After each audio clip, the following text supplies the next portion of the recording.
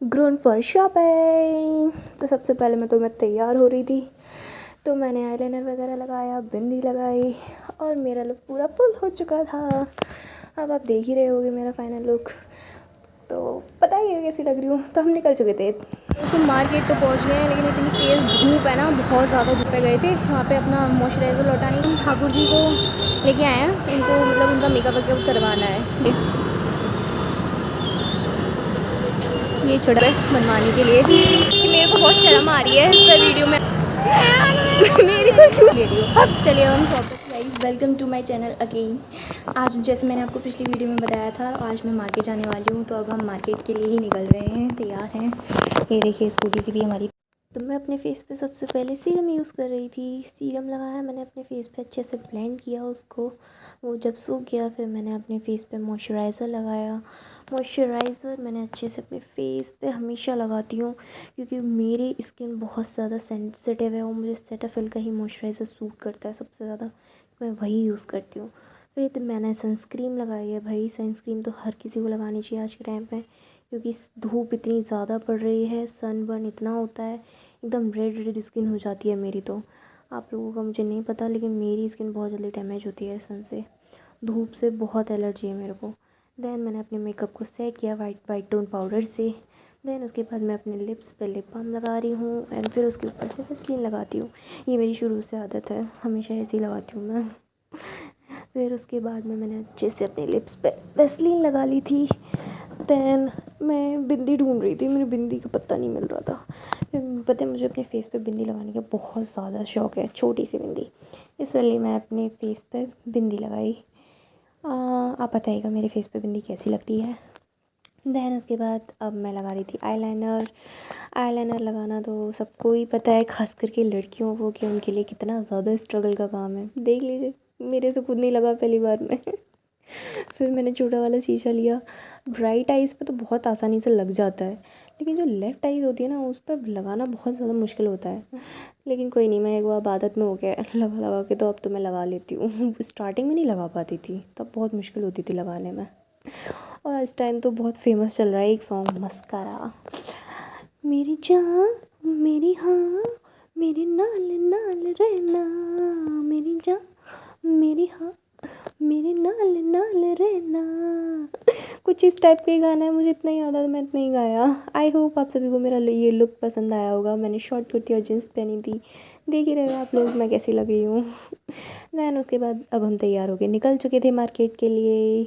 मेरा छोटा भाई भी मेरे साथ जा रहा था। पहले तो मैंने, भाई सेफ्टी फ़र्स्ट है, तो हेलमेट यूज़ किया। हेलमेट तो मस्ट है। हाँ, मार्केट तो पहुँच ही गए थे। वहाँ पर इतनी तेज़ धूप थी, इतनी तेज़ धूप थी कि बहुत लाइट एकदम मुँह पे आ रही थी, तो पूरे कैमरे के सामने एकदम फ्लैश फ्लैश वाइट स्क्रीन हो जा रही थी। फिर कुछ नहीं भाई, हम जैसे तैसे वहाँ पहुँचे। तो एक शॉप पर, पहली जिस शॉप पे पहुँचे वहाँ पे सेटाफिल लौटाने गए थे, मम्मी गलत ले आई थी इसलिए।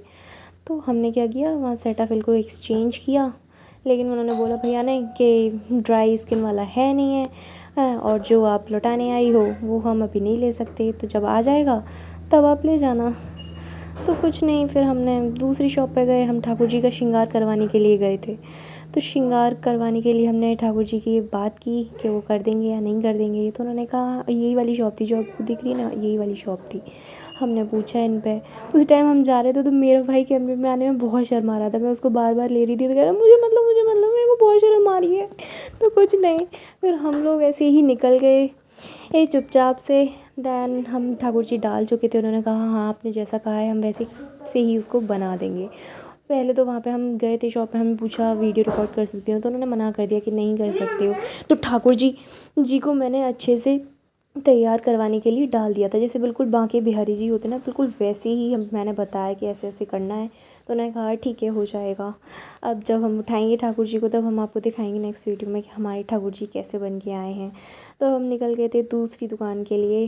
तो ये वाला जो मंदिर है, अगर जो हमारी इस जगह से होंगे वो इसको जान जाएंगे ये कौन सा मंदिर है, वीडियो को देख के ही समझ जाएंगे। एवरीवन, तो ये अब जो मैं वीडियो बना रही हूँ ये नेक्स्ट डे की है। हम मार्केट गए थे ना उसके अगले दिन की। तो उस दिन हुआ ये था गाइस कि जो मैं मार्केट गई थी तो उसके बाद फ़ोन सही करवाने के लिए निकली थी। फ़ोन सही करवाने के लिए वहाँ पे जब निकली, अपना फ़ोन सही करवा रही थी, शॉप वाले भैया से बात की, उन्होंने कहा ठीक हो जाएगा फ़ोन। मेरा फ़ोन चटक गया था, पूरी स्क्रीन ख़राब हो रही थी। तो मैंने कहा हाँ ठीक हो जाएगा। तभी वो बोलते कि ये फ़ोन क्या कहते हैं स्विच ऑफ हो गया है। तो मैंने कहा कि भैया अभी तो ऑन था, अभी स्विच ऑफ कैसे हो गया ये। तो उन्होंने बोला कि क्या कहते हैं ये हो ही नहीं रहा है ऑन, अब मैं क्या कर सकता हूँ उसमें, ये ठीक नहीं होगा, अब आपको नया सेट ख़रीदना पड़ेगा, ये सब करना पड़ेगा। इस तरीके की बातें वो बोलने लगे। वहाँ बहुत देर बहस हुई, तो उस वजह से मेरा मूड इतना ज़्यादा ख़राब हो चुका था, इतना ज़्यादा ख़राब हो चुका था। फिर उसके बाद मैंने उन्हीं भैया से कहा कि आप मेरे को एक कॉल करवा दीजिए। तो मैंने अपने घर पे भाई को कॉल किया और उससे कहा कि ऐसे ऐसे बोल रहे हैं, इनसे बात करो क्या है। तो उसने बात की, तो उसने फिर बोला कि एक काम करो, तुम घर आ जाओ, अब मैं सही करवा लाऊँगा तुम्हारा फ़ोन। तो फ़ोन सही करवाने के चक्कर में इतनी सारी दिक्कतें बढ़ती गई। एक और नया इंसिडेंट हुआ उसी वक्त के बाद। हम वहाँ से फ़ोन सही करवा, मतलब हुआ तो नहीं था ठीक, लेकिन हम वहाँ से निकल ही रहे थे, लौटते में एक और शॉप थी। तो उन्होंने भैया ने बोला क्या दिक्कत है, तो वो बोले थे कि हाँ हो जाएगा, ठीक हो जाएगा उन्होंने बोला। लेकिन दोबारा से मैंने अपने भाई को कॉल करके पूछा, तो उसने बोला कि नहीं अब तुम मत करवाओ, मैं ही करवा के लेके आऊँगा, आ जाओ घर, कुछ नहीं है। फिर छोटा वाला भाई बोलता है कि जूस पीऊँगा दीदी, जूस पीते हैं चलो। तो कुछ नहीं है। फिर उसके बाद हम नहाए, हमने कोई शॉपिंग की, कुछ भी नहीं खरीद के लाए XYZ। हम लोग जो जितने भी काम थे कुछ नहीं करके आए, बस एक जूस पिया वहाँ पे मौसमी का। एक अंकल आए थे वहाँ पे, उन्होंने क्या हुआ हमें पैसे निकालते हुए देख लिया था बैग में से।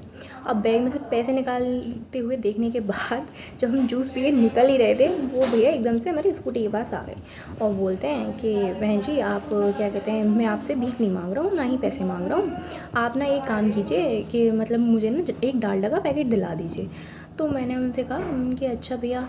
लेकिन फिर उसके बाद में क्या हुआ कि वो मेरे को बोलते हैं कि मेरी बेटी का बर्थडे है और क्या कहते हैं मुझे ज़रूरत है, क्या कहते हैं डालडा का, आप एक पैकेट दिखा दो। तो वहाँ जहाँ हम मार्केट में थे मोबाइल वाली, वहाँ पे कोई भी शॉप ऐसी नहीं थी जिसके पास मतलब डालडा या फिर परचूनी की कोई भी शॉप नहीं थी ऐसी। मार्केट था वो पूरा मेन, तो वहाँ पे ऐसी कोई शॉप थी नहीं। मैंने उनको एक ही बात बोली कि भैया यहाँ पे अगर कोई शॉप होती तो मैं आपको दिलवा देती डालडा, क्योंकि इसमें कोई दिक्कत तो है नहीं है, आप डालडा ही तो मांग रहे, मैं दे देती। तो उन्होंने कहा कि आप अगर हो सके तो दिलवा दीजिए। तो मैंने कहा कि भैया मेरे पास खुले पैसे भी नहीं है, मेरे पास खुले पैसे होते तो मैं आपको वो भी दे देती। तो फिर बोलते हैं अभी तो आपने जूस पिया है 200 रुपये का। तो तभी मैंने उनको बोला कि भैया खुले पैसे जो थे वो उसी में खर्च हो चुके हैं, तो अब तो कुछ भी नहीं है मेरे पास, अब पैसे क्या कहते हैं मुझे खुले करवाने पड़ेंगे। तो उन्होंने बोला कि आप ऑनलाइन पेमेंट कर देना। तो मैंने कहा भैया ऑनलाइन मैं चलाती नहीं हूँ, मेरा फ़ोन भी ख़राब है। तो उसके बाद में वो बोलते हैं, मतलब वो शांत से हो गए, उन्होंने कुछ नहीं कहा उसके बाद में। फिर बोलते हैं कि हो सके तो दिलवा दो। कि भैया नहीं दिलवा पाऊँगी, मेरे पास होते तो मैं दिलवा देती, अगर मैं अगली बार यहाँ से मार्केट में आए आप दिखे तो मैं तब दिलवा दूँगी, मैंने ऐसा कहा उनसे। तो उसके बाद भी वो कुछ नहीं, फिर वो अपना ऐसे ही, मतलब उन्हें सिर्फ पैसे चाहिए थे लेकिन बहाना बना रहे थे वो एक तरीके से। कुछ नहीं, मैंने उनसे कुछ नहीं कहा। फिर मैम कि भैया मैं नहीं दे पाऊँगी इस वक्त, मेरे पास नहीं है कुछ भी। तो उसके बाद मैं वहाँ से निकल गई। तो घर आए हम लोग, घर आए सब कुछ बताया घर पे ऐसे ऐसे हुआ है। दैन फिर उसके बाद भाई गया था, फ़ोन ठीक होके आया रात में 8 बजे के बाद। अगले दिन मेरा एग्ज़ाम था, क्योंकि मेरा एग्ज़ाम चल रहे थे अभी 1 हफ्ते से, तो एग्ज़ाम वगैरह कर लिए मैंने, अपने तैयारी करी थी। फिर वीडियो तो बनाई नहीं क्योंकि ऑलरेडी मूड ख़राब था। अगले दिन अभी आज बना रही हूँ मैं ये वीडियो, आप लोग देखिएगा। तो यही था, दैट्स फॉर द डे। मैं सोचा था दूसरी वीडियो अच्छी बनेगी, लेकिन कोई बात नहीं, होता रहता है कभी कभी, लाइफ है।